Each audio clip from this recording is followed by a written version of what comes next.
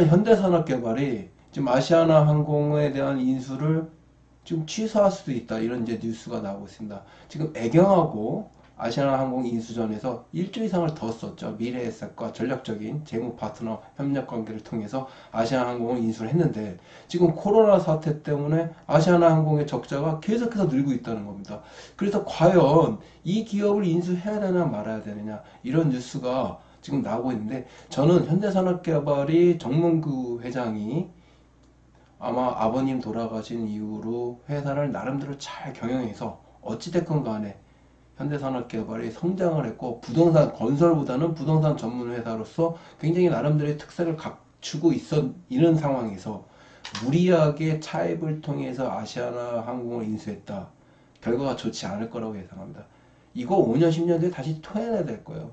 현대산업개발보다 아시아나항공이 규모가 조금 더 큽니다. 자산 규모로 보면요. 그래서 항상 작은 기업이 큰 기업을 인수했다가 좋은 결과를 본 적이 우리가 없지 않습니까? 아시아나항공도 사실은 금호 산업이었죠. 금호 산업이 왜 쓰러져서 아시아나항공을 토해냈습니까?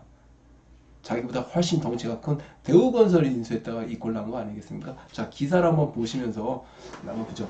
현대산업개발 대규모 적자에 이걸 사야 하나. 그러면서 이제 정몽규 회장이 아시아나항공 인수가 결정된 이후로 아시아나 계열의 계열사 간부들하고 미팅을 하다가 취소했다는 겁니다. 이제 굉장히 밤잠 못 이루는 고민을 하시고 계시겠죠. 당연한 겁니다. 왜냐하면 M&A라고 하는 게, 우리가 모든 기업인들은, 저도 그랬습니다. M&A에 대해서 항상 꿈을 꿉니다. M&A를 통해서 기업을 성장시키고 그 성장시킨 그런 어떤 역량을 인정받고 싶은 거죠. 현대산업개발 정몽구 회장이 사실 우리가 일반인을 볼 때 돈으로 무슨 더 큰 욕심이 있겠습니까? 경영자로서의 욕심을 가지고 있는 거죠. 근데 이제 이것을 보면 문제가 뭐냐면, 여기 요거 그냥 보시면 될 것 같아요. 요 표를 보시면 지금 순이익 적자가 재작년에 4,200억이었는데 올해는, 작년에는 8,300억이고 올해는 저 적자 규모가 더 커질 거라는 건데요. 그런데 거의 사전에 들이는 돈을 차입을 해서 저 회사를 인수했다. 자, 4조 원? 저 언제 다 갚을까요? 아시아나항공과 또 인수하는 현대산업개발의 부채 규모도 그렇게 좋지가 않습니다. 한번 보겠습니다. 여기 보면은 이 표로 되어 있는데 저거 좀 크게 해서 보여드릴게요. 보시면 현대산업개발도 자산이 4조인데 부채가 여긴 2조라고 되어 있습니다. 상당한 규모입니다. 사실은 부채 규모가 2조면. 그래서 부채 비율이 96%고요. 아시아나항공 같은 경우에는 자산이 10조인데 부채 비율이 9조 7천억입니다. 부채 비율이 무려 800%입니다. 물론 항공산업의 특성상 항공기가 너무 비싸니까 리스를 해오죠. 이제 부채로 잡히는 건데, 그래도 저렇게 큰 부채가 있는 두 기업이 합쳐져서 시너지를 내서 좋은 결과를 낼 수 있을까요? 아니다. 전략적으로 지금 또 하나 고민되는 게 뭐냐면, 요 밑에 내려가면 기사로 나와 있습니다. 여기 보시면 아시아나 항공은 지금 일본, 중국, 동남아의 비율이 굉장히 큽니다. 그죠?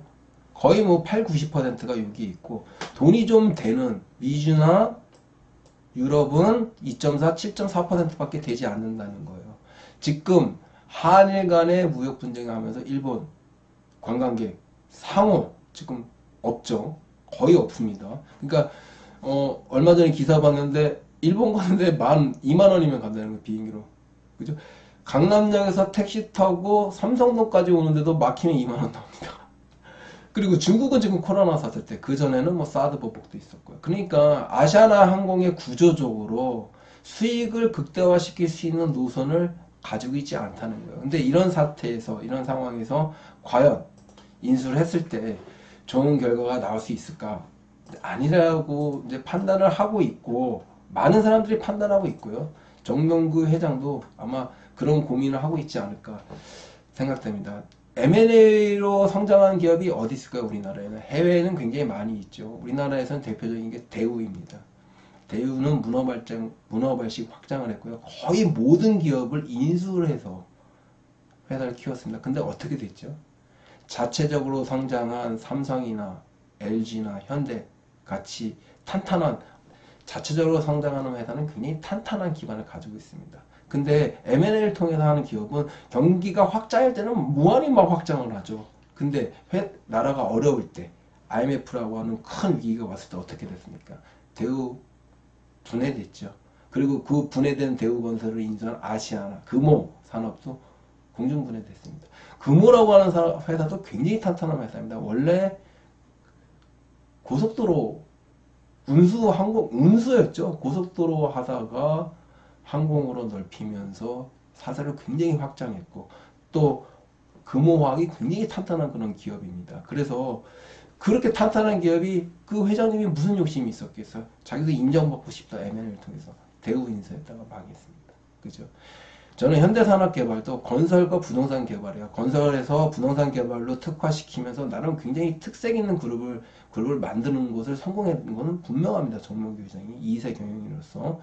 그런데 저 이세 경영인이 지금 저게 굉장히 어려운 산업입니다. 항공산업이. 지금 부채를 보셨죠? 800%입니다.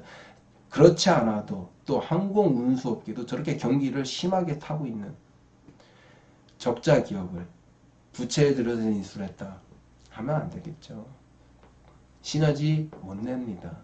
무리하게 인수했다가 지금 같은 불경기, 우리나라가 물론 저게 기술 경쟁이 치열하게 벌어진다든가 중국하고의 원가 경쟁이 벌어진다든가 뭐 이런 산업은 아닙니다만 저 산업도 우리나라가 지금 경제가 침체로로 간다면 무리한 인수, 차입을 통해서 인수하는 게 아니라 조그마한 벤처기업, 부동산과 관련된 특색이 있는 뭐 제가 감히 말씀드리지만 제가 아는 데는 뭐 스마트 시티 쪽으로 관련돼서 앞으로 굉장히 유명하니까요. AI나 이런 쪽으로 조그만 벤처기업을 인수를 해서 내실을 다지고 그죠? 그 기술력을 현대산업이라고 하는 그 플랫폼에 플러스 시켜서 시너지를 굉장히 폭발시킬 수 있는 이런 사업 전략을 짜는 게 낫지 않을까 저는 그렇게 생각되고요.